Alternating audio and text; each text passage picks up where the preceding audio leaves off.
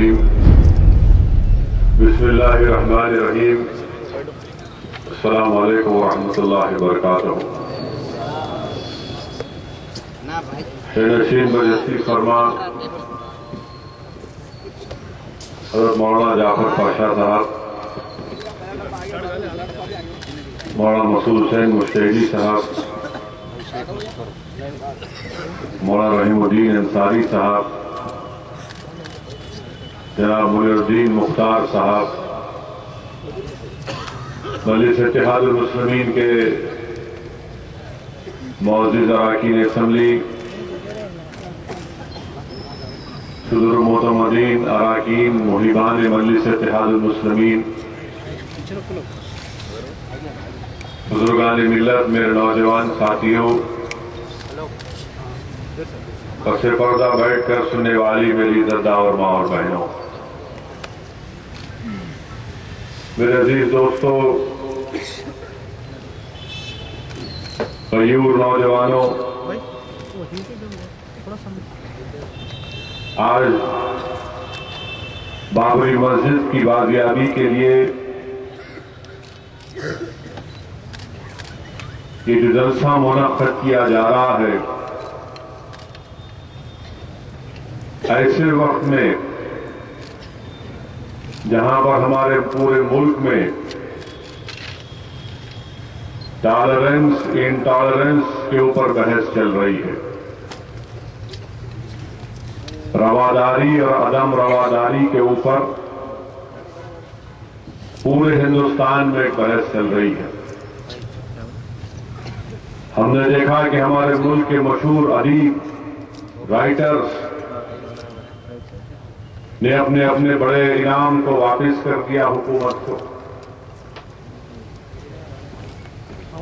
पिछले कई 3-4 हफ्ते से यही बहस का मौजू बना हुआ है कि हमारे मुल्क में रवादारी खत्म हो चुकी है या अदम रवादारी है, टॉलरेंस इनटॉलरेंस अपने वजूद पर है। जब हम इस बहस को देखते हैं तो वैसे मुसलमान हमारे दिल में एक सवाल पैदा होता है कि बात बहुत अच्छी है, एक जमहूरी मुल्क हिंदुस्तान जिसमें हर एक को अपनी राय रखने का इख्तियार हासिल है, और जमहूरियत इस बात की इजाजत देता है कि हम अपनी अपनी राय को रखें, अपनी पसंद का इजहार करें। किसी से इख्तलाफ है तो उस इख्तलाफ को सामने रखें। मैं बहैसियत एक मुसलमान के मेरा मानना यह है कि जहां पर मुल्क में रवादारी और अदम रवादारी की बहस हो रही है, हम ये पूछना चाहते हैं कि जहां तक हमारे मशहूर राइटर्स, अदीबों का जो मामला है वो अपनी जगह पर सही है कि उन्होंने महसूस किया कि मुल्क में इनटॉलरेंस बढ़ रहा है, अदम रवादारी है, और उनके नजदीक ये बेहतरीन एहतजाज था कि वो अपने नाम को वापस कर दें। हिंदुस्तान के आरबीआई के गवर्नर ने इस बात का इशारा किया कि अगर मुल्क में इकोनॉमिक तरक्की होना है तो टॉलरेंस को बरकरार रखना पड़ेगा, रवादारी को बरकरार रखना पड़ेगा। हिंदुस्तान के सदर जमहूरिया ने यह बात कही, बल्कि आज अखबारात में बयान आया कि हिंदुस्तान के सदर जमहूरिया ने कहा कि दिमागों में जो नफरत है उसको साफ करना पड़ेगा। मगर हमारा सवाल हिंदुस्तान के उन तमाम सियासी जमातों से है जिन्होंने आजादी के बाद से लेकर आज तक हमारे मुल्क हिंदुस्तान पर हुक्मरानी का उनको एजाज हासिल हुआ, और एजाज इसलिए हासिल हुआ कि हिंदुस्तान की अवाम ने इलेक्शन में अपने अपने वोट का इस्तेमाल करते हुए उस जमात को या उस जमात के किसी उम्मीदवार को हिंदुस्तान के एक अजीम वज़ारत उज़्मा के ओहदे पर फायज किया और खिदमत करने का मौका मिला। ये हिंदुस्तान की जमहूरियत की कामयाबी रही। मगर हमारा सवाल यह है कि जहां पर बहस अगर रवादारी अदम रवादारी की हो रही है तो हम पूछना चाहते हैं कि कहां गया था आपका टॉलरेंस। जब 22 और 23 दिसंबर की रात में चोरों की तरह बाबरी मस्जिद की दीवार को फलांग मारकर पुलिस की मौजूदगी में जिस मस्जिद में हमने 500 साल सजदे किए, नमाजें अदा की, वहां पर घुसकर एक मूर्ति को रख दिया और फिर यह कह दिया कि यहां पर अचानक राम की मूर्ति दस्तयाब हो गई। क्या किसी जगह पर अचानक गैब से जिन्नात लाकर 22 और 23 दिसंबर की रात को मस्जिद में मूर्ति रख सकते हैं? हमारा सवाल आपसे यह है कि क्या यह आपकी रवादारी थी कि 500 साल जिस मुकाम पर हमने नमाज पढ़ी वहां पर आपने हमसे उस हक को छीन लिया? क्या यह रवादारी की मिसाल थी कि हम कंप्लेनेंट हम हैं, कोर्ट में हमने मुकदमा चल रहा है तो कोर्ट ने क्या किया, एक स्कीम बनाई और कहा कि मुसलमान नमाज नहीं पढ़ेंगे मगर यहां पर पूजा की इजाजत देंगे? क्या यह आपकी रवादारी है? बताइए, यह आपकी रवादारी है कि कोर्ट की स्कीम बनाई गई और हमको उससे महरूम कर दिया गया? यह सिलसिला चलता रहा। फरवरी 86 में अचानक बाबरी मस्जिद के तालों को खोल दिया गया। कैसे खोल दिया गया कि अगर आपका और मेरा मुकदमा चल रहा है तो बगैर मुझे नोटिस दिए, बगैर मेरी बात सुने इस पर फैसला नहीं किया जा सकता, मगर बगैर मुझे नोटिस दिए, बगैर मुझे इत्तला किए ऑर्डर पास कर दिया गया। और उस जमाने में कंप्यूटर नहीं थे, उस जमाने में टाइपराइटर था और अदालत में हियरिंग होती है 10 मिनट की और ऑर्डर पेश किया जाता है 12 सफा का। तो मालूम हुआ कि पहले से ही टाइपराइटर पर ऑर्डर को टाइप कर दिया गया था और ताले खोल दिए गए। बाज़ाब्ता अंदर जाकर हमारी मस्जिद में पूजा की इजाजत दी गई आम आदमी को। क्या यह आपकी रवादारी थी? फिर आपने हमारी मस्जिद में घुसकर 6 दिसंबर के दिन, आज से 23 साल पहले, सारी दुनिया के सामने मस्जिद को शहीद करके रख दिया। क्या यह आपकी रवादारी थी? बताइए, क्या यह आपकी रवादारी थी या अदम रवादारी थी? कोई उठकर कहेगा कि असदुद्दीन तुम झूठ बोल रहे हो, हमने बीजेपी की मुखालिफत की थी। यकीनन हमारे दीगर अपनाए वतन में हमारे कई ऐसे बड़ी तादाद में हिंदू भाई हैं जिन्होंने हमारी बात को माना और कहा ये सच कह रहे हैं, मगर हमारा सवाल उन लोगों से है जो इक़्तिदार की कुर्सियों पर फायज थे। क्या कांग्रेस की हुकूमत नहीं थी जब पहली मर्तबा बाबरी मस्जिद के अंदर मूर्तियां रखी गई? मरकज में भी, उत्तर प्रदेश में जब बाबरी मस्जिद के ताले खोले गए, क्या कांग्रेस की हुकूमत नहीं थी उत्तर प्रदेश में और मरकज में? जब बाबरी मस्जिद को शहीद कर दिया गया तो क्या मरकज में हिंदुस्तान का अगर पहला बीजेपी का प्राइम मिनिस्टर था तो कौन था? आप जानते हैं हिंदुस्तान में सबसे पहले बीजेपी का जो वजीर आजम था अटल बिहारी वाजपेयी नहीं थे, वो पीवी नरसिम्हा राव था। ये पहला बीजेपी आरएसएस का वजीर आजम था। मस्जिद शहीद कर दी गई, ये आपकी रवादारी है। बताइए अजीज दोस्तों, कोर्ट का फैसला आता है, हम कोर्ट को गए टाइटल डिस्प्यूट को लेकर और कोर्ट ने अजीब फैसला दिया। ये मेरे अल्फाज नहीं है कि जब मामला सुप्रीम कोर्ट को गया तो सुप्रीम कोर्ट ने कहा the High Court has given a strange judgment, और उस पर सुप्रीम कोर्ट ने स्टे लगा दी।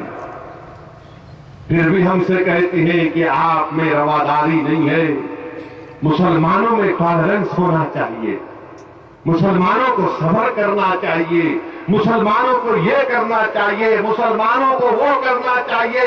अरे आप आखिर 70 साल से सिर्फ हमको ही लेक्चर दे रहे कि ये करना है, ये करना चाहिए था, वो करना चाहिए था। आज एक मुसलमान तुमसे पूछ रहा है, बताओ 70 साल में तुमने हमसे क्या इंसाफ किया?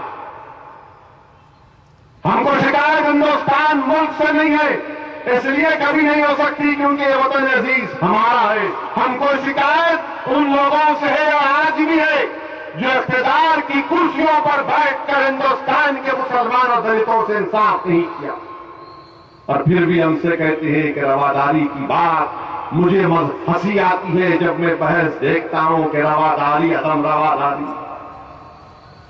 बताइए अजीज दोस्तों, ये तमाम बातें मैं आपके सामने इसलिए रख रहा हूं ताकि आपको मालूम हो सके कि माजी में क्या हुआ था और मुस्तकबिल में हमको इसकी क्या तैयारी करना है।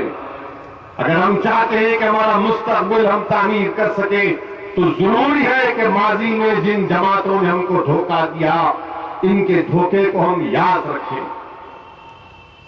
क्या नरसिम्हा राव के ताल्लुक से मिस्टर प्रसाद की किताब में नहीं लिखा गया कि नरसिम्हा राव कुछ चाहता था 6 दिसंबर से पहले उसी जगह पर एक राम की मंदिर को बना दिया जाए? ये मेरे अल्फाज नहीं है बल्कि प्रसाद की किताब में लिखा गया। और इस सिलसिले में नरसिम्हा राव ने कांग्रेस के उस जनरल सेक्रेटरी की मदद भी ली जो उस वक्त मध्य प्रदेश के चीफ मिनिस्टर थे। ये मेरे अल्फाज नहीं है, ये प्रसाद की किताब में लिखा गया। आप रवादारी की बात करते हैं, बजाय हिंदुस्तान की सेकुलरिज्म को बचाने की आप वहां पर मस्जिद को शहीद करने की साजिश में तमाम के तमाम मुलव्विस थे। जवाहरलाल नेहरू के जमाने में मस्जिद के अंदर मूर्तियां रखी गई, उसके बाद लाल बहादुर शास्त्री, मोहतरमा इंदिरा गांधी, राजीव गांधी, चरण सिंह, मुरारजी देसाई, फिर इंदिरा गांधी, फिर राजीव गांधी, विश्वनाथ प्रताप सिंह, चंद्रशेखर, उसके बाद गुजराल, देवेगौड़ा, वाजपेयी, मनमोहन सिंह, अब नरेंद्र मोदी की गवर्नमेंट। बताइए क्या हुआ? आप हमसे रवादारी की बात करते हैं, हम पूछना चाहते हैं बाबरी मस्जिद की ये बात रही। बताइए फिर आपने मुसलमानों से क्या उनसा टॉलरेंस या आपका टॉलरेंस है कि हम हमारे इलाकों में स्कूल पूछते हैं तो आप कहते हैं नहीं पुलिस स्टेशन देंगे आपको। हम स्कूल का मुतालबा करते हैं तो हिंदुस्तान के जितने बड़े बड़े शहरों में या देही इलाके घाट में जाएंगे आप, वहां पर स्कूल नहीं मिलेगा मगर पुलिस स्टेशन जरूर मिलेगा आपको। वहां पर पीने के पानी की लाइन नहीं मिलेगी, मोहरी नहीं मिलेगा मगर पुलिस स्टेशन जरूर मिलेगा आपको वहां पर। नरेंद्र मोदी बड़ी बड़ी बात करते हैं कि मैंने गुजरात में ऐसा किया, गुजरात में वैसा किया, चांद से मट्टी लाकर अहमदाबाद में फैला दिया, मगर अहमदाबाद में जुहापुरा नाम का इलाका है जहां पर एक जुहापुरा में जहां पर मुसलमान बसते वहां पर मेट्रो नहीं जाती, वहां पर कोई ऑटो वाला नहीं जाता, वहां पर कोई पानी की लाइन नहीं है, वहां पर गवर्नमेंट के स्कूल नहीं है, वहां पर कोई इंतजाम नहीं है, और वहां पर पूरे अहमदाबाद का दवाखानों का जो कचरा होता है वो लाकर उसमें वहां पर फेंका जाता। दूसरा जुहापुरा जहां पर मेट्रो है, तमाम सहूलतें हैं। एक इलाका बंबई में गोवंडी का है जहां पर बंबई का एक बहुत बड़े हिस्से का कचरा लाकर गोवंडी में डाला जाता। फिर बात करते हैं टॉलरेंस की हमसे, हम पूछते हैं कि हमको कॉलेज में दो तो कहते हैं आप पढ़ते नहीं है। अरे झूठ है। नेशनल सैंपल सर्वे 2011 का देखा मेरे सामने है कि मुसलमानों में भी ओबीसी है जो 10 भी कामयाब है उनको सिर्फ 11% नौकरियां मिलती है, जो गैर मुस्लिम है उनको 23% नौकरियां कैसे मिल जाती है? यह आपकी रवादारी है या आपका टॉलरेंस है? हिंदुस्तान की जेलों में मेरे अजीज दोस्तों, मेरे गयूर नौजवानों, सबसे ज्यादा अंडर ट्रायल अगर कोई है तो मुसलमान है। हमारी आबादी इस मुल्क में 17 करोड़ और जेलों में हमारा तनासुब 22%।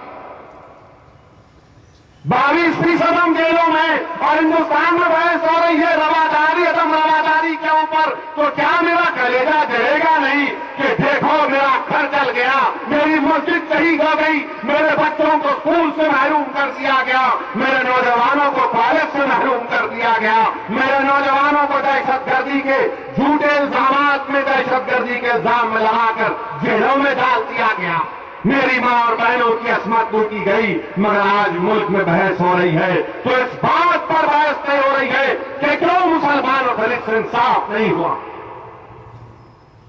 मेरे अजीज दोस्तों, ये बहस का मौजू है। और जब हम इस बात को लेकर आगे बढ़ते हैं तो कहते हैं देखो ये भड़काऊ भाषण कर रहा। इसीलिए मैंने हिंदुस्तान की पार्लियामेंट में कल तकरीर करते हुए पहले जुमले में कहा कि स्पीकर साहिबा, हिंदुस्तान का अगर सबसे बदनाम और सबसे खतरनाक और सबसे इंटॉलरेंट पॉलिटिशियन है तो सऊद्दीन ओवैसी है, बाकी तमाम के तमाम टॉलरेंट है, जो जमहूरियत पर यकीन करते, जो ह्यूमन राइट्स पर यकीन करते, बल्कि लिबर्टी, फ्रीडम सब चीज को मानते। अगर कोई नहीं मानता तो मैं ही नहीं मानता। मगर बताओ तुम्हारी रवादारी क्या है? इख्तिदार की तुमको कुर्सियां मिल जाती है, उसके बाद तुम हमसे इंसाफ करना भूल जाते। मेरे अजीज दोस्तों और बुजुर्गों, मुल्क को आजाद होकर करीब 70 साल हो गए। हमारी एक रियासत जम्मू कश्मीर है, हिंदुस्तान का अटूट हिस्सा है। मैं मानता हूं इस बात को रहेगा इंशाअल्लाह ताला। मगर जो रवादारी की बात कर रहे हैं, बताओ अब तक कितने लोग कश्मीर में मारे गए जिसमें कश्मीरी पंडित भी शामिल थे? क्या ये रवादारी है? क्या ये अदम रवादारी है? मुझे बताओ, मैं तो कंफ्यूज हूं। मैं सीखना चाहता हूं इन तमाम लोगों से कि हमको बताओ क्या सही है क्या गलत है। मैं तुम्हारे सामने उन बातों को रख रहा हूं जो मुझे परेशान करती है दिन रात। मेरे सीने में सवालात हैं, मेरे इन सवालात का जवाब मैं तलाश करता हूं। इन हुक्मरानों से पूछ करके बताओ क्या है? क्या ये रवादारी है कि एनकाउंटर में बच्चों को मार देना, जो इनको कोर्ट को लाया जा रहा था, हाथ और पैर में हथकड़ियां उनको गोली मारकर उनको शहीद कर देना, क्या ये रवादारी है?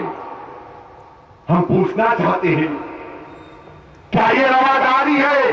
क्या ये टॉलरेंस है? क्या ये इंटॉलरेंस है कि पिछले 10 साल में हमारे मुल्क वतन अजीज हिंदुस्तान में 4 लाख से ज्यादा किसानों ने खुदकशी कर ली? क्या ये टॉलरेंस है? बताओ, क्या ये टॉलरेंस है कि हिंदुस्तान में आज भी 75%, 80% लोग ऐसे जो दिन में 36 रुपए नहीं कमा सकते? और हम बहस कर रहे हैं टॉलरेंस पर, इंटॉलरेंस के ऊपर। हम पूछना चाहते हैं, अखलाक को जो मारा गया दादरी में, नुमान को जो मारा गया हिमाचल प्रदेश में, जाहिद को जो जलाया गया जम्मू कश्मीर में, क्या था? ये रवादारी थी, अदम रवादारी थी। मेरे अजीज दोस्तों और बुजुर्गों, यह अहम बात पर आपको हम तमाम को तवज्जो लेने की जरूरत है। यकीनन जो अखलाक को मारा गया दादरी में, मेरे पास अल्फाज नहीं है कि मैं कैसे उसकी मजम्मत करूं। दादरी जाने का मुझे भी मौका मिला। मैं जब दादरी गया, मरहूम अखलाक के घर में जाकर उन तमाम घर को देखा जहां जिस जगह पर पहली मंजिल पर अखलाक सो रहा था, और पहली मंजिल के उसके कमरे में घुसकर जिस तरह अखलाक को उसके पलंग के तख्त के नीचे जो ईंटें थी उससे निकालकर मार मार कर अखलाक को नीचे लाया गया, और अखलाक की एक 75 साल मां के सामने, उसकी बीवी के सामने, उसकी बेटी शाइस्ता के सामने, उसके बेटे दानिश के सामने मार मार कर उसको शहीद कर दिया गया। तो सऊद्दीन ओवैसी उस घर में अपने आप को अकेला महसूस कर रहा था। मेरे दिल में भी ये सवाल पैदा हो रहा था कि अगर अखलाक की जगह अगर असद होता या फिर उस बेटे की जगह अगर मैं होता तो मैं क्या करता, मेरे सीने पर क्या गुजरती। किसी ने मुझसे कहा कि असदुद्दीन ओवैसी, ये जो बेड लड़की है शाइस्ता है, इससे जरा आप बात करिए, इसको हिम्मत दिलाइए। मेरे पास अल्फाज नहीं थे कि मैं क्या जाकर उस बच्ची से कहूं। जब मैंने हिम्मत करके उस बच्ची से कहा कि मेरी बहन हिम्मत से काम लो, तो उस बच्ची ने एक ही आवाज में पुकार कर कहा, आप कौन सी हिम्मत दिलाने की बात कर रहे हैं? जब मेरे अब्बू को मारा जा रहा था तो मैं घर से बाहर निकलकर पुकार रही थी कि कोई हमारी मदद को आओ, कोई हमारी मदद को नहीं आया। और जब असदुद्दीन ओवैसी सुनता है कि सब लोग एक त्योहार में बैठकर खाना खाते हैं, तो मेरा सवाल यह है कि जब अखलाक को मारा जा रहा था, मदद के लिए कोई क्यों नहीं आया? हमारा ये सवाल हो सकता है कि मेरे अल्फाज तुमको अच्छे ना लगे, मगर आदत डालो, क्योंकि 70 साल तुमको तुम्हारी पार्टी के मुसलमानों ने गुलामी की, तुम्हारे पैरों को तलवों को काट काट कर मुसलमानों के सही मसाइल की तर्जुमानी नहीं की।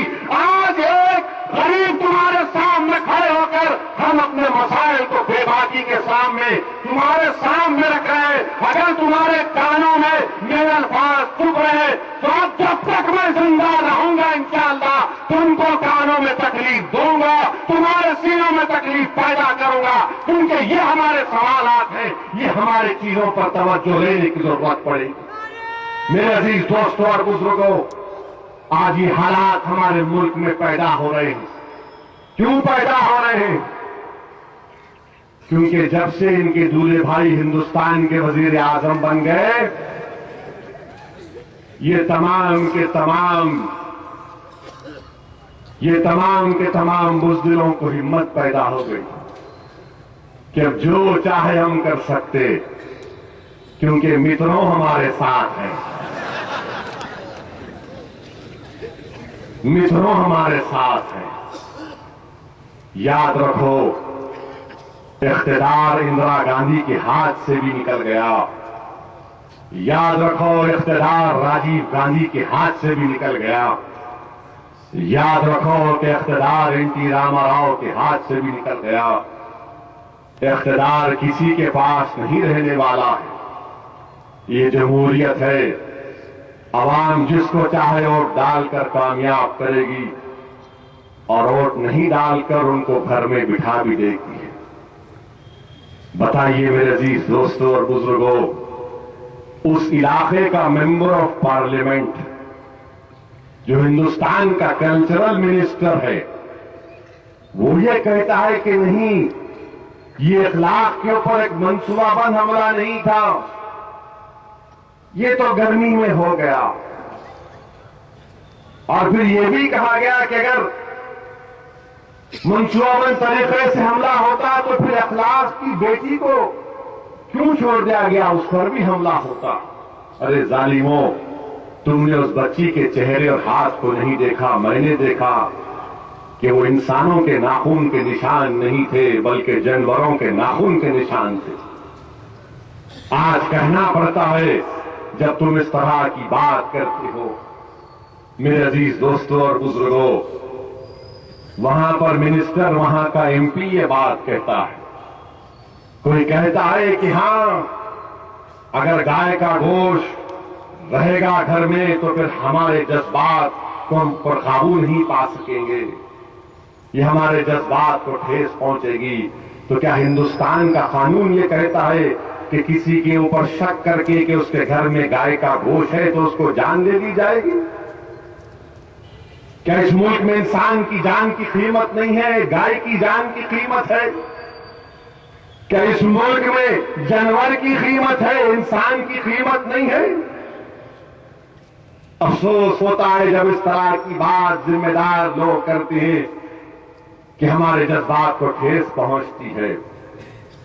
क्या क्या नहीं कहा गया अखलाक के कत्ल के बारे में। हिमाचल प्रदेश में नुमान को मारा गया, भगा भगा कर मारे नुमान को। क्या निकला उसके नारी में? कोई गाय नहीं निकली। बैल निकला, 25-30 का ग्रुप भगा भगा कर पुलिस के साथ। किसकी हुकूमत थी वहां पर? कांग्रेस की हुकूमत थी। आपकी रवादारी कहां गई? आपकी रवादारी कहां गई? जम्मू कश्मीर में जाहिद नामी एक बच्चे को यह कहकर उसको जिंदा जला दिया गया कि इसके गाय लेकर जा रहा है, और जली हुई हालत में जब जाहिद को दिल्ली के दवाखाने को लाया गया, जब जाहिद को होश आया तो अखबारात में लिखा कि जाहिद ने, जब होश आया तो जाहिद ने कहा मुझे अपनी अम्मा से मिलना है, अम्मी से मिलना है, मुझे यहां से लेकर चलो। और उसके चंद घंटों के बाद जाहिद शहीद हो गया। क्या गाय के ऊपर आप हमारी जान ले लेंगे? यह आपकी रवादारी है? यह आपकी रवादारी है क्या? इसलिए अल्लामा फजल खैराबादी रहमतुल्लाह अलैह ने काला पानी की सजाएं को और मुसीबतों को बर्दाश्त किया और अपनी जान वहां पर गंवा दी? क्या इसीलिए सन 57 की जंग आजादी में उलमाए कराम ने अपनी जान की कुर्बानी दी कि मेरी आने वाली नस्ल को इसलिए मार दिया जाएगा वतन अजीज में कि वो उन लोगों ने गाय का गोश्त रखा था? क्या जौहर बरादरान को, मोहम्मद अली, मौलाना अबुल कलाम आजाद को क्या यही खराज अकीदत, खराज तहसीन पेश कर रहे कि हां जिस मुसलमान के पास गाय का गोश्त मिलेगा या शक करेंगे तो जान ले लेंगे? क्या यही हिंदुस्तान जो महात्मा गांधी का हिंदुस्तान कहते हैं, ये इसको आप करेंगे कि जिसके पास शक किया जाएगा उसकी जान ले लेंगे? क्या हमारी जान की कीमत एक जानवर से कम हो चुकी है? क्या हमारी जानों की कीमत जानवरों से कम हो चुकी है? ये सवाल मेरा है, ये सवाल मेरा है, ये सवाल तमाम इंसाफ पसंद लोगों का है। ये सवाल सिर्फ मुसलमानों का नहीं है, ये सवाल उन तमाम लोगों का है जिनके दिलों में आज भी इंसानियत जिंदा है। और फिर क्या कहते हैं कल्चरल मिनिस्टर, क्या ये साबिका सदर जमहूरिया अबुल कलाम ये मुसलमान होते राष्ट्रवादी थे? ये अजीब बात। मैं मुसलमान हूं तो क्या राष्ट्रवादी नहीं हूं? आपके पास सर्टिफिकेट लेना पड़ेगा मेरे को जाकर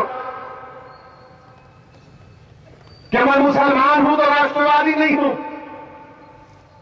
हमारे प्राइम मिनिस्टर खामोश है, कसम खाए हैं और मुंह नहीं खोलेंगे। मैं कुछ नहीं बोलूंगा मगर हर इतवार को मन की बात करूंगा। इखलाक मर गया, मार दिया गया, मगर हमारे वजीर आजम कुछ नहीं बोलते। आशा भोसले मशहूर गाने वाली है, नौजवान तो बहुत गाने सुने होंगे उन लोगों के। उनके बेटे को कुछ हुआ, गम की बात है, तो वजीर आजम ने ट्विटर पर ट्वीट किया, मुझे बड़ा गम हुआ मगर इखलाक की मौत पर आपने कुछ नहीं कहा। नुमान मारा गया, जाहिद मारा गया, वजीर आजम खामोश बैठे रहते हैं। हिंदुस्तान के मशहूर क्रिकेटर नवजोत सिद्धू दवाखाने में शरीक हो जाते तो प्राइम मिनिस्टर ट्वीट करते, नवजोत सिद्धू का नाम लोग मोहब्बत से उनको शरी पुकारते, शरी। प्राइम मिनिस्टर ट्वीट किए, शरी गेट वेल। हमने कहा वाह, ये हमारे हिंदुस्तान के वजीर आजम है जो कहते हैं इंडिया फर्स्ट, सबका साथ सबका विकास, हर इतवार को मन की बात। मगर अजीब मन है आपका कि आपके मन में हमारी बात नहीं आती। हिंदुस्तान से बाहर वजीर आजम चले जाते तो कहते हिंदुस्तान गांधी और गौतम बुद्ध का मुल्क है, और यहां पर उनके चेले पुकारते हैं ये गोडसे का मुल्क है, ये सावरकर का मुल्क है। यहां पर उनके चेले हमारे घरों में घुसकर हमको मारते हैं, शक की बुनियाद पर हमको जला देते हैं, हमको भगा भगा कर मारते हैं। बयानात ऐसे आते हैं कि हिंदुस्तान की फौज के जनरल, आर्मी के चीफ, अब जो मिनिस्टर ने कहते हैं कि जो दलित के 2 बच्चे मारे गए, जला दिए गए, जो बच्चे मारे गए, तो हिंदुस्तान के आर्मी के चीफ हैं ये, अब एमपी है, अब मिनिस्टर है, तो कहते हैं कोई कुत्ते को कुछ होगा तो भी हम बोलेंगे क्या अच्छा है। दलित का बच्चा मरता है, 1 नहीं 2 बच्चे मरते तो बोलते नहीं कुत्तों से तशबीह दी जाती है। यह आपकी रवादारी है।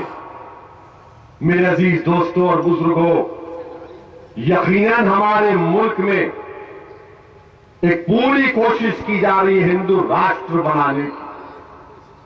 आबादी का तनासुब आया, आदाद शुमार आए तो आरएसएस वाले बोल रहे मुसलमानों की आबादी बढ़ रही है। वो जो इलाका किशनगंज का जहां पर मुसलमान बंगाली जबान में बात करते, उनसे कहते हैं घुसपैठी है। अरे घुसपैठी नहीं है, 300 साल 400 साल से वहां पर रह रहे। आरएसएस कहती है कि आसाम में मुसलमानों की इतनी आबादी बढ़ गई, दुगनी में ऐसा हो गया। तो कोई कहता है इनका एक एमपी कि 4-4 बच्चे पैदा करो। मुझसे किसी अखबार वाले ने पूछा इस पे आप क्या तबसरा करेंगे। मैंने कहा पहले स्वामी जी को शादी करके एक पैदा करो।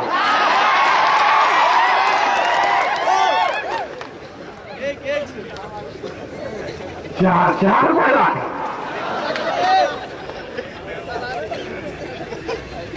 एक नहीं, बगैर करे क्लीन बोर्ड। आबादी हमारी गिरी है।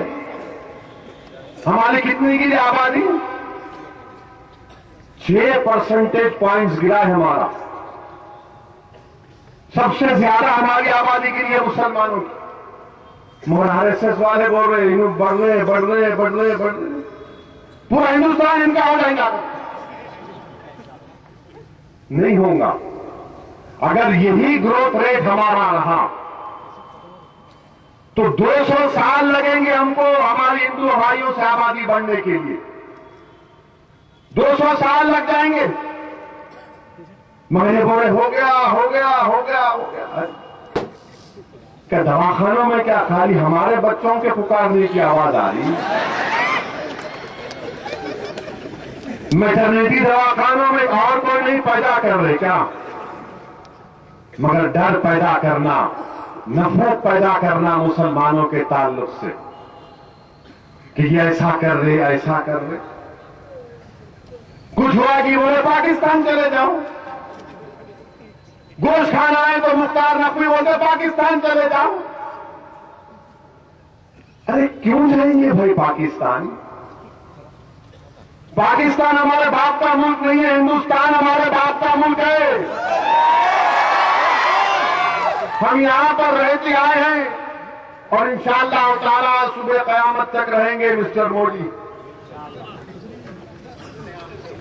मैं बार बार कहता आ रहा हूं, फिर कह रहा हूं, उन जालिमों को उनके जहनों तक अपनी बात को पहुंचाने के लिए लोग बोलेंगे तो एक ही जुमले को दोहराते हमेशा। क्या करूं भाई, उनको याद दिलाना पड़ता ना।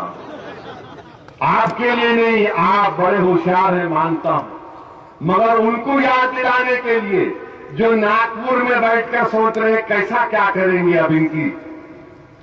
सुनो, जब हजरत आदम अलैहिस्सलाम हिंदुस्तान को आए, दुनिया में आए, तो पहला कदम यहां रखे बाबा आदम। ये हमारे बाप की जगह है, हम कहीं जाने वाले नहीं हैं। हम हिंदुस्तान में है तो बाई चॉइस भी इंडियन है, बाई बर्थ भी इंडियन है। आप अगर इंडियन है तो ओनली बाई बर्थ है। मेरे पास 2 क्वालिफिकेशन है, आपके पास ओनली 1 है। आपके पास चॉइस है, रहना नहीं रहना। मेरे पास, मैं तो चॉइस का इस्तेमाल कर लिया उसको। अब आप क्या करेंगे बताओ? पाकिस्तान को चले जाना कहते? ये हिंदुस्तान ये हिंदुओं का मुल्क है। गवर्नर बोल रहे आसाम के, हिंदुस्तान हिंदुओं का मुल्क है कहते। गवर्नर साहब, ये ताजमहल आपके अब्बा बनाए? चार मीनार कौन बनाए? कुतुब मीनार कौन बनाए? बीजापुर कौन बनाए? दिल्ली को किसने आबाद और किसने उसको खूबसूरत किया? ये मुल्क हिंदुस्तानियों का है, ये मुल्क मुसलमानों का है, ये मुल्क हिंदुओं का है, ये मुल्क दलितों का है जो 4-5 हजार साल से इस मुल्क में रह रहा है। ये मुल्क ईसाइयों का है, ये मुल्क हर बसने वाले का ये मुल्क है। ये मुल्क किसी एक मजहब का नहीं हो सकता, ना इंशाअल्लाह ताला हम उसको करने देंगे। अच्छा, गवर्नर साहब क्या बोलते?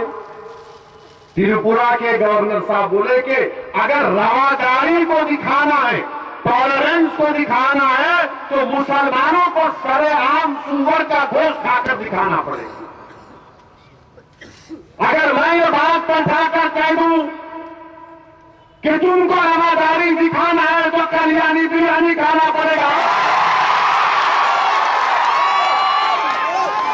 अब कल से टीवी चैनल को निकालेंगे, देखो कल्याणी बोले, कल्याणी बोले, कल्याणी बिरयानी बोले। क्या बोलूं फिर मैं? खाए कल्याणी? नहीं खाए? खाओ। अब यहां से निकल के फुच्ची है बिस्मिल्लाह, चौक के पास भी है, हम भी खाए थे। वो खाने का असर यहां पर जबान से आया। अब सुना उस्मानिया यूनिवर्सिटी में बच्चे कर रहे हैं, फेस्टिवल कर रहे, सुना। क्या करेंगे? महंगाई है। कितने रुपए किलो में मसूर की दाल है पाशा?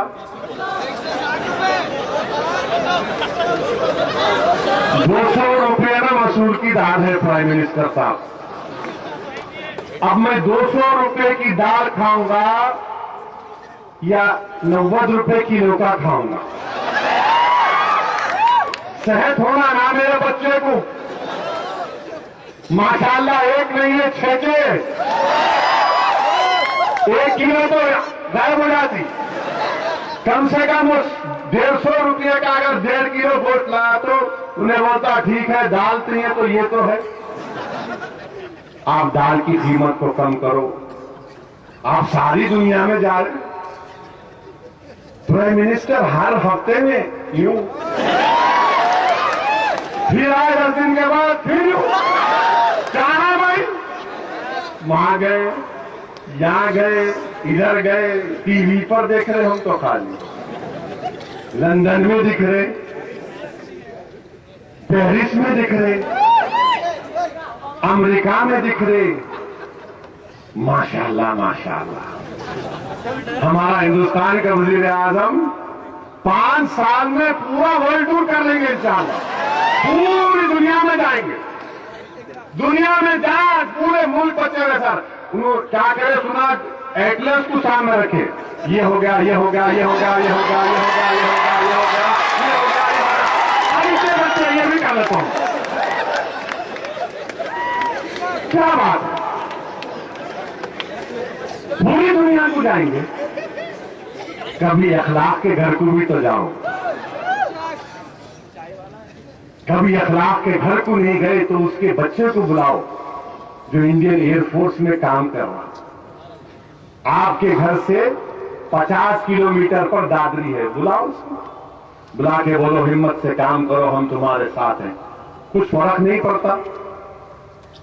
आपका वोट बैंक कम नहीं होता, मैं आपको वादा कर रहा हूं। लोग बोलेंगे कि हाँ ये हिंदुस्तान के वजीर आजम है, ये तमाम हिंदुस्तानियों के वजीर आजम है, मगर सारी दुनिया में जा रहे। ये कौन सी हुकूमत है? ये इंसानों को बचाने की हुकूमत है या गाय को बचाने की हुकूमत है? ये हिंदुस्तान को तरक्की और मजबूत बनाने की हुकूमत है या फिर इनका खाली एक ही 1 पॉइंट प्रोग्राम है, गाय गाय गाय गाय गाय गाय? कि इस पर आए थे आप? इंसान की बात क्यों नहीं करते आप? इंसान की बात तो करो ना मेरे भाई। हमारी सरहद पर रोज हमारा सिपाही मारा जा रहा है, लेफ्टिनेंट कर्नल शहीद हो रहा है। बताओ क्या हो रहा है? इकॉनमी बर्बाद हो चुकी है, बर्बाद हो चुकी है इकॉनमी, हमारे एक्सपोर्ट गिर चुके हैं। इसका जिम्मेदार कौन है? क्या कर रहे हैं इस बारे में आप?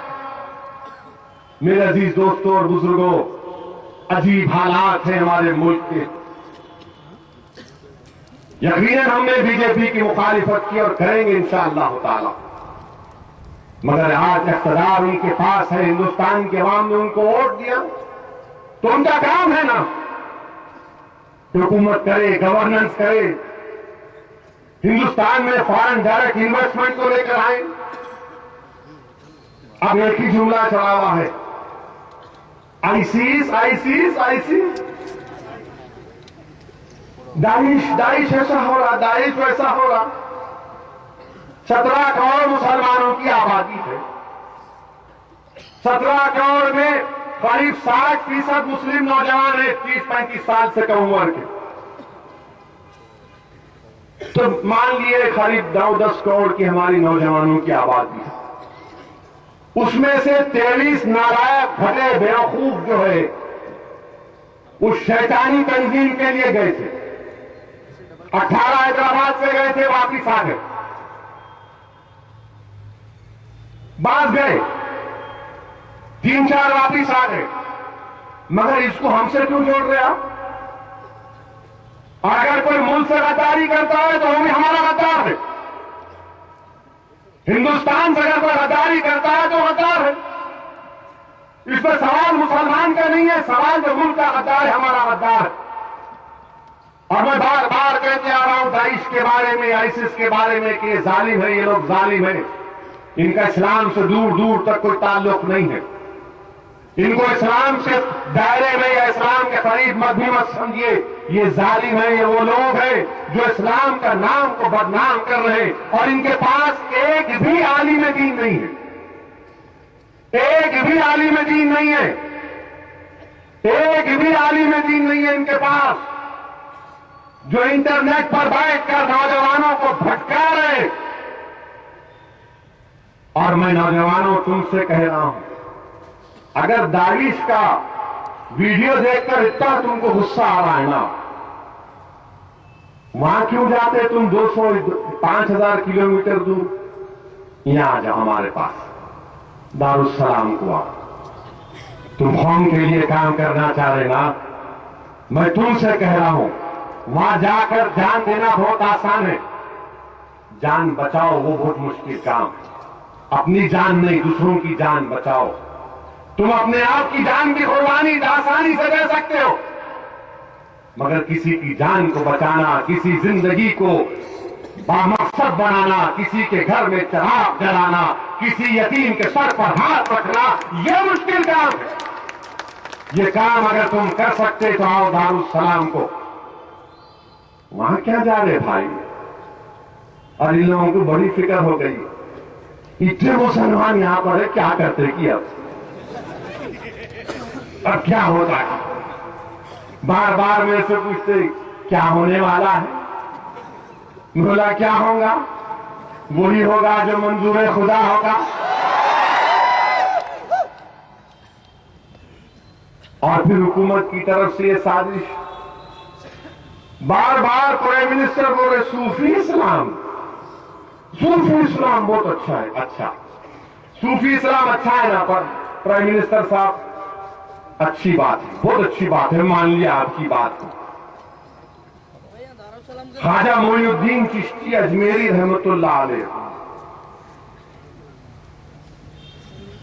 सुल्तान हिंद, चिश्तिया सिलसिला,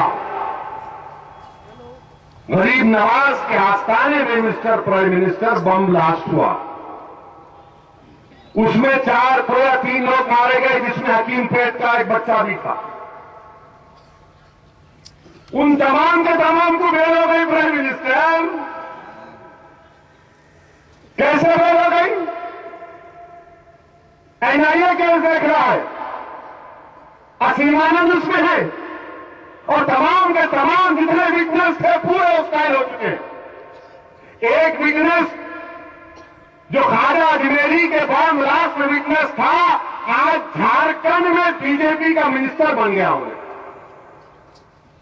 अगर आपको सूफी इस्लाम से इतनी मोहब्बत है तो हम आपसे कह रहे हैं, ख्वाजा हिंदल वली मोइनुद्दीन चिश्ती अजमेरी रहमतुल्लाह अलैह के आस्थाने में जो इंसानों की जान ली गई, मिस्टर प्राइम मिनिस्टर, आप उनको फांसी के फंदे पर लटकाओ। मगर नहीं, हमको बांटने की बात कर रहे हैं। आपको हमको होशियार रहना है। यकीनन जो सूफी है उसको और अच्छी तरह से सूफी बनना, जो सूफी नहीं है उसको और अच्छी तरह से सिरात मुस्तकीम के रास्ते पर चलना। मगर दुश्मन हमको बांटने की कोशिश कर रहा है। और फिर होम मिनिस्टर साहब बोलते, आपके पास 72 फिरके। मैं बोला, अच्छा 10 का तो नाम बोलो आप, 10 का तो नाम बताओ। आपके पास 72 है, अच्छा बात है, बताओ, हमारे इल्म में इजाफा करो आप। एक प्रेस के जर्नलिस्ट आके मेरे से पूछे, होम मिनिस्टर बोले ना 72 मिलता है पूरे हिंदुस्तान में। मेरा भाई साहब एहतियात, मेरा आप ऐसा बोल रहे तो आप दाइश की जबान में बात कर रहे। बोले वो कैसे? मेरा आप बगदादी की जबान में बात कर रहे। बोले कैसा बात कर रहे? बगदादी भी यही बोल रहा कि मैं, मेरे साथ जो है, मैं खलीफा हूं वक्त का, जो मेरे साथ है उन्हें अपने बाकी के तमाम की तकफीर कर रहा हूं, मार दो इनको। आप उनकी जबान में बात मत करो। तो जर्नलिस्ट अपना सर पकड़ा, बोला ये तुम नई बात हमेशा क्यों करते हो? मेरी नई बात नहीं कर रहा हूं, पूछ लो जाके। एहतियात करो आप। दाइश को हराना है ना, तो मुसलमानों को बांट कर दाइश को हरा नहीं सकते आप। नौजवानों को अगर रोकना है तो इंसाफ करो। नौजवानों को जिंदगी का मकसद जो है उसको पूरा करो, इंसाफ करो, हमको नौकरियां दो, हमसे जुल्म मत करो। और मैं आज फिर ये कह रहा हूं कि आईसिस मिलिट्री के तौर पर, उनके पास जो मिलिट्री की ताकत है, ये लोग आज जो बम बरसा रहे हैं हो सकता खत्म हो जाए, मगर उसमें और ताकत मिलेगी। आईसिस को हराना है तो आलिम इस्लाम को, सारे मुसलमानों को बताना पड़ेगा कि ये शैतानी ताकत है, इनका इस्लाम से कोई ताल्लुक नहीं है, ये झूठ बोल रहे हैं। असदुद्दीन ओवैसी और ऐसे करोड़ों मुसलमान है सारी दुनिया में जो बगदादी को खलीफा नहीं मानते। हम नहीं मानते बगदादी को, जिसने 1.5 लाख मुसलमानों को मरवा दिया, जिसने आज तक इजराइल के बारे में बात नहीं की, मस्जिद अक्सा के बारे में बात नहीं की। मेरे अजीज दोस्तों और बुजुर्गों, इन हालात पर हमको तवज्जो लेना है। और फिर जब बात रवादारी की, अदम रवादारी की आई, हम बिहार में जाके इलेक्शन लड़े तो पूरे मुकाबला शुरू कर दिए, क्यों गए, क्या कर रहे, वहां वोट काटने गए। 70 साल से हम हुकूमत कर रहे। बाबरी मस्जिद शहीद हो गई, हाशिमपुरा हुआ, मलियाना हुआ, नेल्ली, आसाम का नेल्ली का मैसेकर हुआ, 10,000 मुसलमान मारे गए कांग्रेस की हुकूमत। बंबई का फसाद हुआ, 4,000 मुसलमान मारे गए। मगर आप हमको बोल रहे अदम रवादारी की बात करने वालों, सुन लो तुम। आज बिहार गया हूं, कल इंशाअल्लाह ताला उत्तर प्रदेश जाऊंगा इंशाअल्लाह ताला। जब तक अल्लाह मुझे जिंदा रखेगा, मजलिस इत्तेहाद और मुस्लिमीन को हिंदुस्तान के कोने में लेकर जाएंगे। जीत हार तो अल्लाह के हाथ में।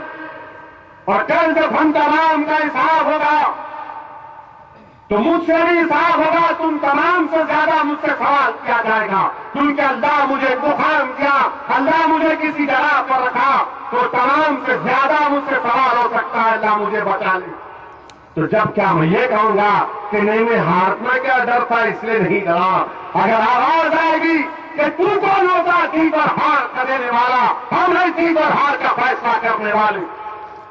तो क्या जवाब देंगे? हम जाएंगे जरूर, उत्तर प्रदेश को जाएंगे, मुसलमानों के, दलितों के सामने अपनी बात को रखेंगे, मुकाबला करेंगे। जमहूरियत है हिंदुस्तान की सियासत, दो पार्टी की सियासत पर नहीं बन सकती। हिंदुस्तान की सियासत में बहुत से पार्टियां होनी चाहिए और होना भी चाहिए। बिहार को गए हम अल्हम्दुलिल्लाह, 6 कैंडिडेट खड़ा किए, करीब 90,000 के हमको वोट मिले और मुझे पूरा यकीन है कि 5 साल के बाद इंशाअल्लाह ताला हमको और बड़ी कामयाबी मिलेगी। जिस तरह अल्लाह ने महाराष्ट्र के असेंबली में हमारे इलाकी असेंबली को बुझाया, दुनिया देखेगी कि हिंदुस्तान की, बिहार की रियासत से, उत्तर प्रदेश की रियासत से मजलिस इत्तेहाद और मुस्लिमीन की आवाज गूंजेगी। ये मजलिस इत्तेहाद और मुस्लिमीन की आवाज नहीं, बल्कि मजलूम मुसलमान और दलित की आवाज, इस हुसूल इंसाफ के लिए आवाज बुलंद करेगी। मगर हमसे बोल रहे नहीं जाना, नहीं जाना, नहीं जाना। अच्छा, बिहार गया मैं तो वो इल्जाम लगा दिए, अहमदाबाद नहीं गया तो बोले हम इनको मना दिए। क्या तुम धिंगाना लूटने की टीम है क्या? अहमदाबाद नहीं लड़े तो हम इनको समझा लिए। अच्छा, नहीं लड़ा अहमदाबाद, नहीं लड़ने की वजह वहां जमात बनी नहीं, बनाएंगे। आज क्या हुआ? अहमदाबाद भी हार गए, बस दिया आप कांग्रेस वाले। मैं जिम्मेदार हूं, मेरे पास अजीना थे, मौकीला है मेरे पास, मैं बिठाया उनको जाके अहमदाबाद में जरा करके आओ।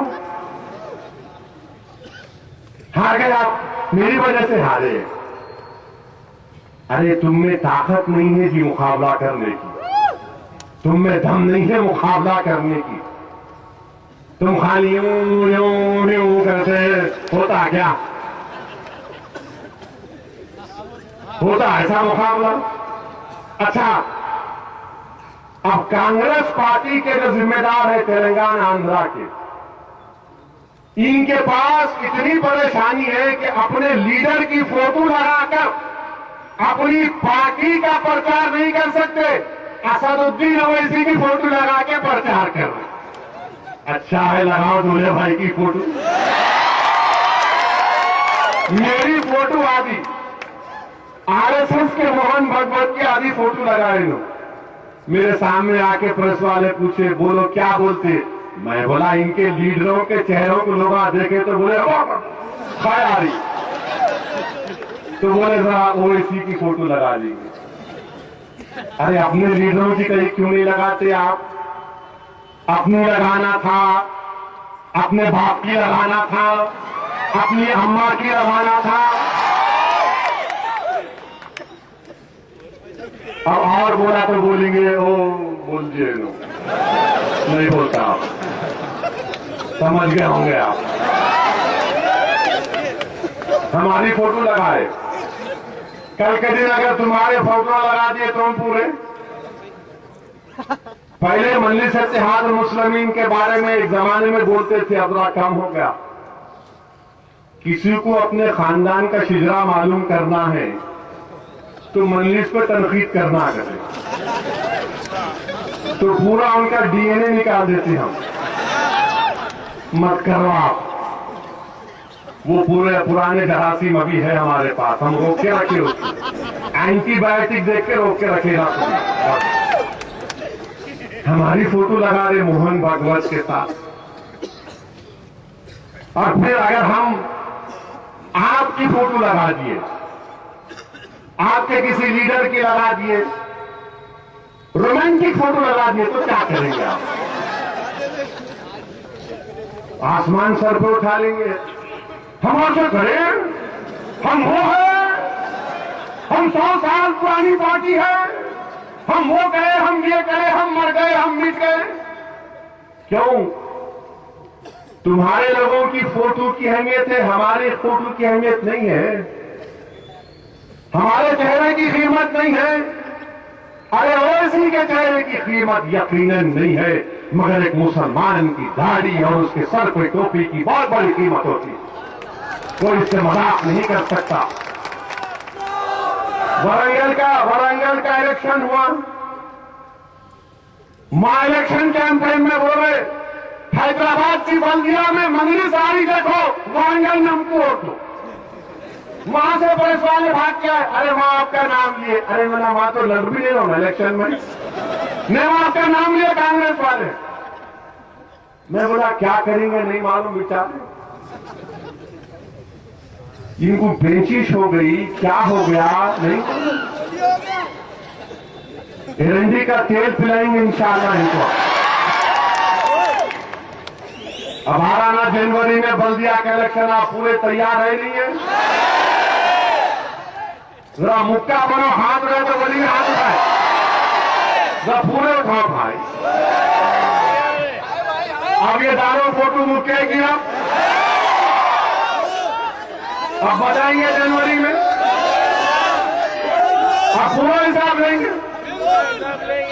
बेंगलुरु में बल्दिया के इलेक्शन लड़े तो वहां पर कांग्रेस वाले बोल रहे निजाम दखन गद्दार थे,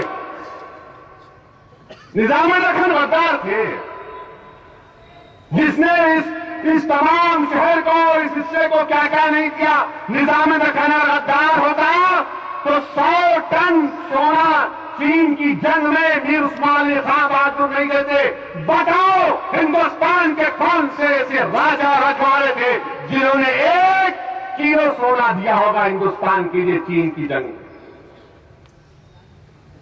बेंगलुरु के इलेक्शन में बोल रहे गद्दार थे, मजलिस आई तो निजाम पे तरफी, और बोले टीपू सुल्तान को धोखा दी।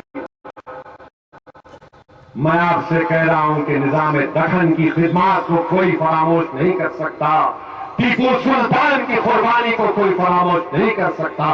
हम टीपू बनकर भी जिंदा रहेंगे और हमारी जो रियासत की तारीख है उसके वारिस बनकर भी हम रहेंगे इंशाअल्लाह। और आप जब हैदराबाद को आएंगे इलेक्शन लड़ने तो बताना पड़ेगा निजाम दखन गद्दार थे या क्या थे। अच्छा, उसमें एक लीडर भी है उनका वहां पे कांग्रेस का। बाद में मालूम हुआ कि उनका समधी हैदराबाद का है। अरे मैं बोला ये कैसा हो सकता भाई, गद्दार को दे दिए, अपनी बेटी गद्दारों के हवाले कर दिए। अरे रे गया हुआ। मगर निजाम दखन पे तो भी इल्जाम लगाना अब इंशाअल्लाह ताला बल्दिया इलेक्शन में बताएंगे। और फिर बीजेपी के मुंह में पानी आ रहा। कोई एक बोलवा कहते दीवाना दादरी कहते दादरी, बाबू ये हैदराबाद है, तुम्हारे दांत के दांत नहीं निकले होंगे अभी, तुम दादरी की बात कर रहे हैं। दादरी कहते दादरी, अरे 70-80 लोग घुस के एक मासूम को मारते, उसकी 75 साला मां को मारते, उसकी बेटी को मारते, बीवी को मारते, बेटे को मारते, 80 लोग मिलके 5 को मारते। कैसे मर्द है रे तुम लोग?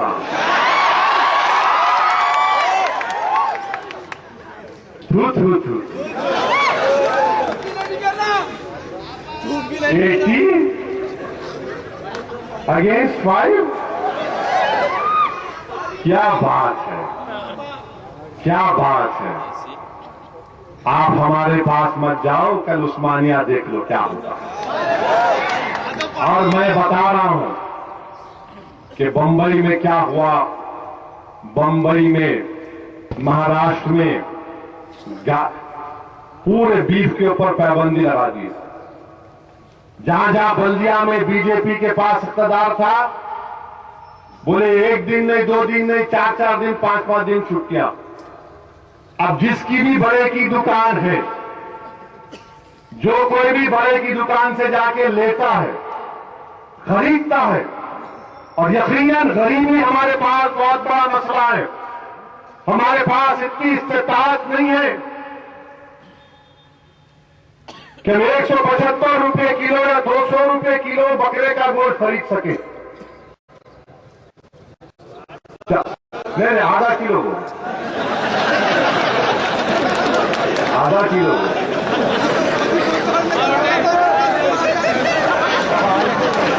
मेरे को नहीं मालूम क्या बात कर रहे हैं आप।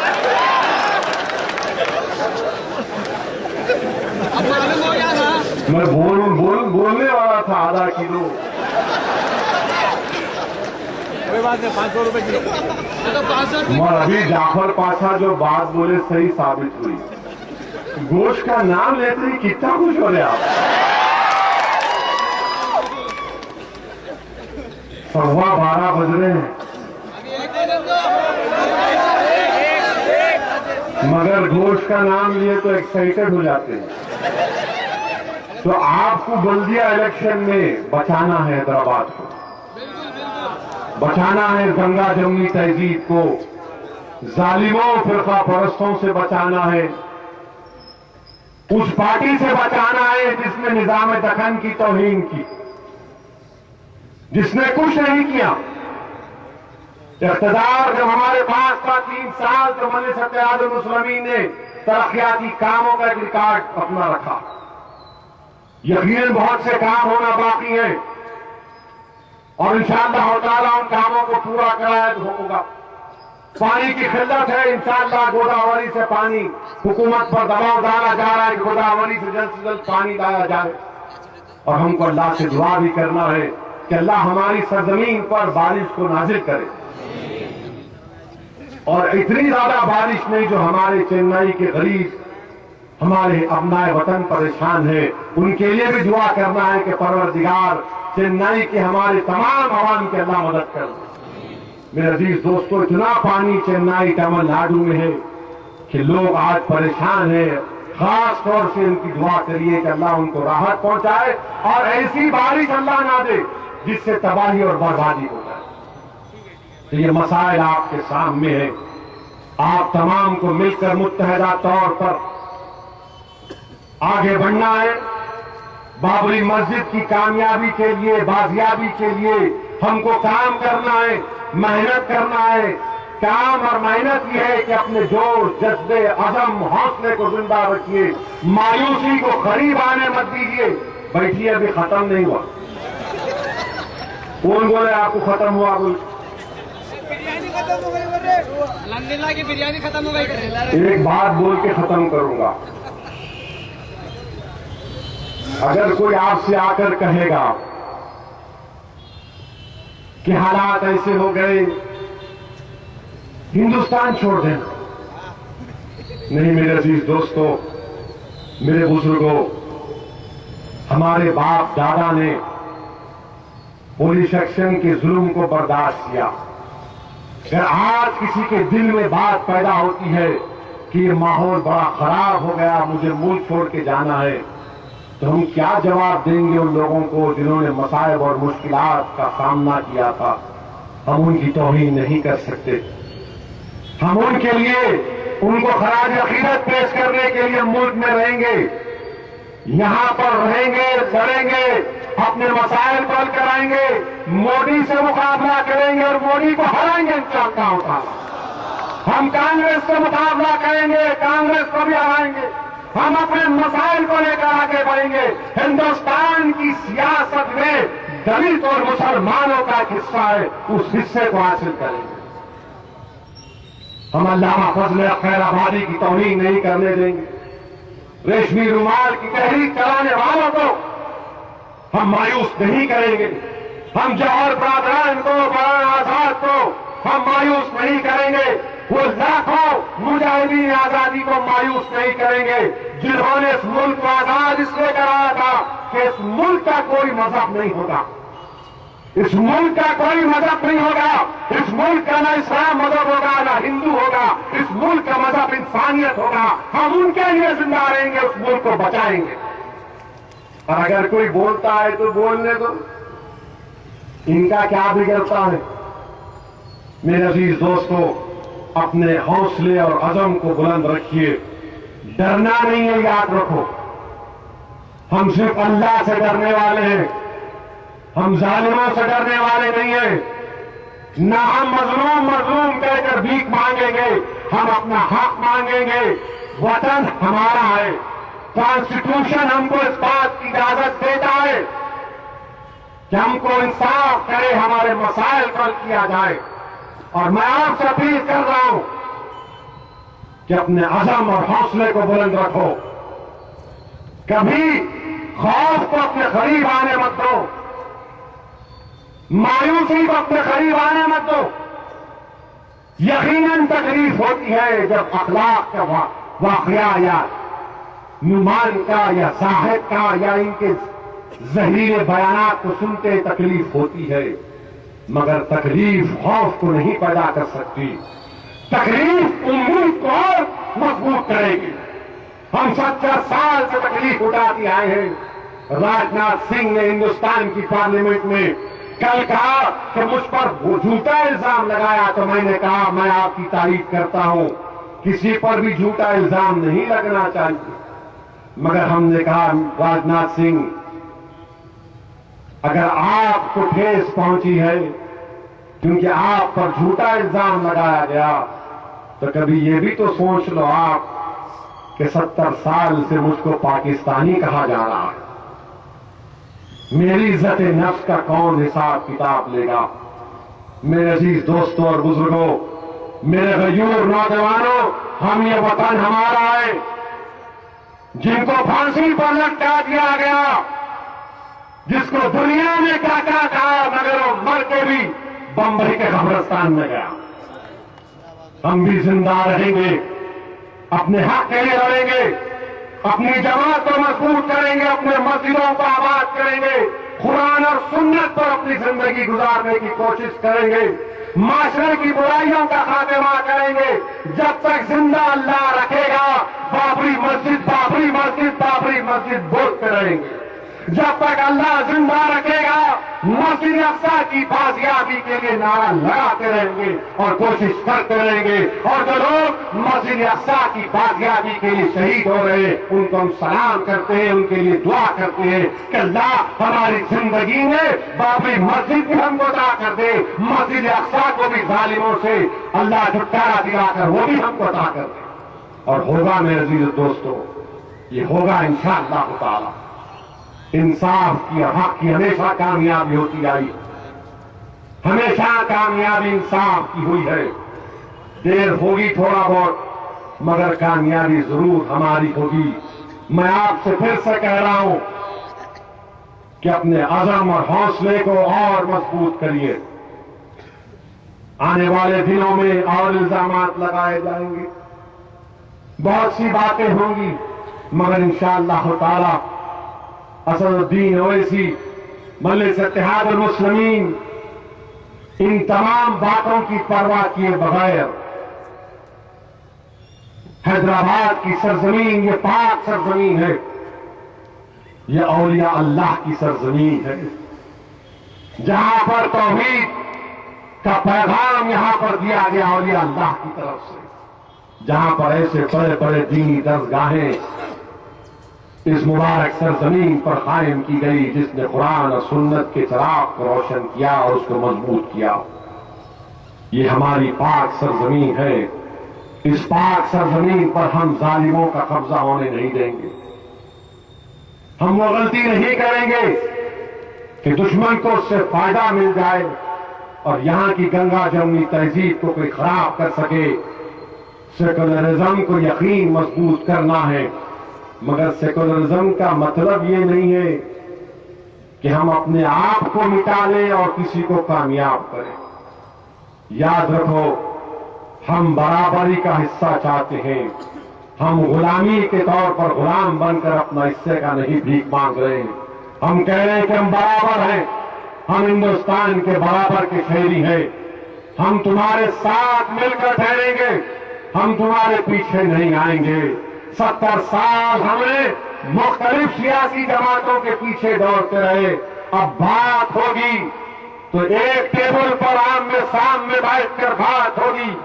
अगर मुकाबला होगा तो आमने सामने का होगा। इत्तेहाद होगा तो बराबरी पर इत्तेहाद होगा। इत्तेहाद ये नहीं होगा कि मैं तुम्हारे पीछे चलूंगा, ये नहीं हो सकता। आप और हिंदुस्तान का गयूर मुसलमान इस बात को तय कर चुका है कि हम अपनी राहों को, अपने रास्तों को बनाएंगे।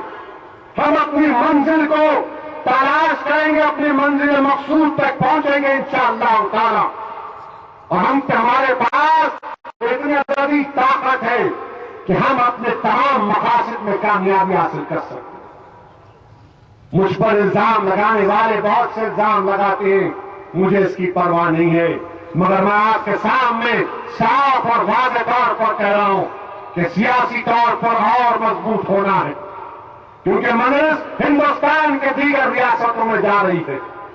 उत्तर प्रदेश में, बिहार में, महाराष्ट्र में हद हो गई कि अब कश्मीर से लोग फोन करके बोलते कि आइए आप यहां पर मजलिस को कायम करें।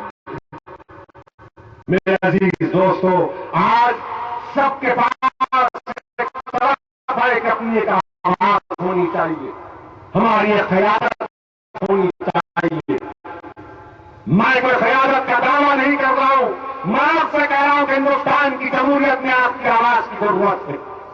मैं आपसे अल्फाज दोहरा कर कह रहा हूं जो दिल्ली की जामा मस्जिद से मौलाना अबुल कलाम आजाद ने कहा था कि अगर तुम भागने के लिए तैयार नहीं हो तो कोई तुमको भगा नहीं सकता। मैं तुम्हारे सामने दारुसलाम की सरजमीन से उन अल्फाज को दोहरा रहा हूं जो मौलाना आजाद ने कहा था कि हिंदुस्तान के बुनियादी फैसले तुम्हारी आवाज के बगैर अधूरे रहेंगे। मैं तुमसे कह रहा हूं कि इक़्तिदार हासिल करना है, ताकतवर बनना है, अपनी आवाज को उन तक पहुंचाना है, हम अपने फैसले करेंगे। और ये जमहूरियत हमको इस बात की इजाजत देगी। आइए आज के जलसे से पैगाम लेकर उठिए कि हम अपनी नमाजों की पाबंदी करेंगे, अपने मस्जिदों को आबाद करेंगे, जहेज नहीं लेंगे। कल एक बहन ने फोन करके कहा कि किसी ने देखा कि टीवी पर जहेज में एक सोने का पलंग दिए, सुना क्या दिए? बंबई में दिए गए। बताइए आप कहां से लाएंगे मेरे भाई, कहां से लाएंगे? मेरे नौजवानों, मैं तुमसे मुखातिब हूं, तुम ये कह दो कि मुझे सिर्फ एक नेक लड़की चाहिए, मेरे को जहेज नहीं चाहिए। याद रखो, इंसान की दौलत खत्म हो जाती है मगर नेक बीवी के नेकियां खत्म नहीं होती। दौलत आ जाएगी, वो खत्म हो जाएगा, मगर नेक बीवी की नेकियों से उस घर में अल्लाह की रहमत और बरकत रहेगी। अगर हर कोई ये इस तरह की हरकत करेगा तो कहां होंगी शादियां, क्या करेंगी हमारी बच्चियां? मेरे नौजवानों, मुझसे पहले लाखों मर्तबा तुमने इस बात को सुना होगा। उलमाओं ने कहा, सियासी लीडरों ने कहा, अखबार के एडिटरों ने कहा, मगर नौजवानों तुमको फैसला लेना है। तुमको जाकर अपनी अम्मी से, अपनी अब्बा से कहना है कि नहीं, अब नहीं होना, सिर्फ नेक बच्ची तलाश करो। याद रखो, एक पल्सर मोटरसाइकिल के लिए, एक पलंग के लिए, 2 तोले सोने के लिए, यह आखिरत में काम आएगा क्या? क्या तुमको कामयाबी दिलाएगा ये? मेरे अजीज दोस्तों, बड़े बड़े बुजुर्गों ने क्या क्या कहा, ख्याल करो उसका। याद रखो, नेकियां खत्म नहीं होती, नेकियां जिंदा रहती हैं। घर में अगर नेक औरत आएगी तो उसमें घर में बरकत होगी।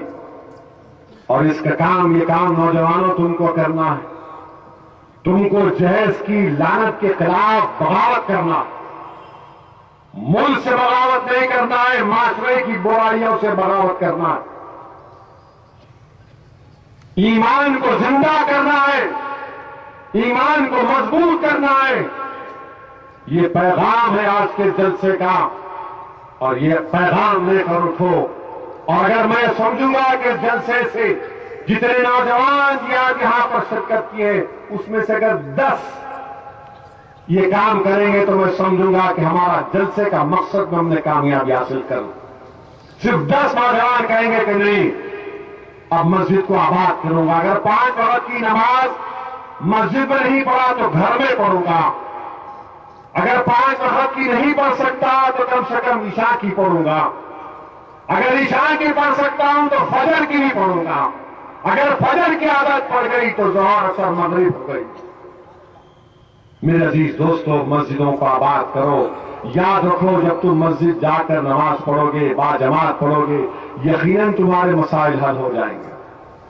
और सुन्नत रसूलुल्लाह सल्लल्लाहु अलैहि वसल्लम भी है कि मसाइल और तकालीफ में हमको हुक्म दिया कि गया कि 2 रकात नफिल नमाज पढ़ो।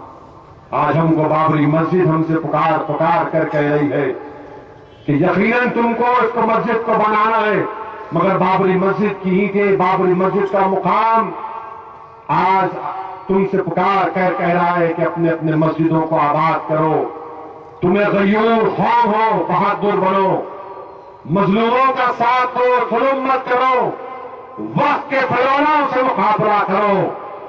जिंदगी का चिराग गुल होने से पहले अपने बहादुरी के कारनामे दुनिया के सामने छोड़कर जाएंगे इंशाअल्लाह, और दुनिया को बताएंगे कि हम गुलामी करने नहीं आए, न हम किसी को गुलाम बनाने आए, हम तो सिर्फ अल्लाह उसके रसूल के गुलाम हैं। हम उसकी गुलामी करेंगे, जिंदगी को बामकसद तरीके से गुजारेंगे। यही मुझे इख्तिसार के साथ आपके सामने रखना था। और जैसा कि अभी जापाशा ने कहा, सुबह में फजर की नमाज पढ़िए। वाखिर दावाना अल्हम्दुलिल्लाहि रब्बिल आलमीन।